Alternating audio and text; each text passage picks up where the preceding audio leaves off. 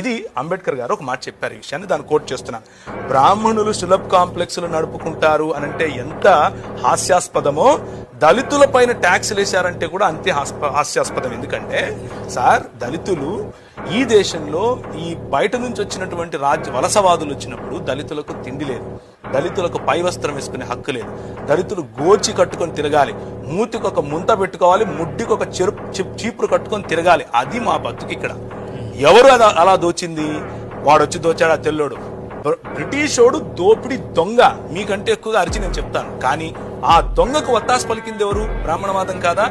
ఆ దొంగకు దోచిపెట్టింది ఎవరు? బ్రాహ్మణవాదం కాదా? ఆ దొంగ మీ దేవాలయాల దగ్గరకు వచ్చి కాపు కాస్తే పోయి చచ్చిపోయింది ఎవరు? దళితులు కాదా? ఎవరికి చెప్తున్నాడు కథలు? కథలు ఎవరికైనా వేరే వాళ్ళకి చెప్పాలి.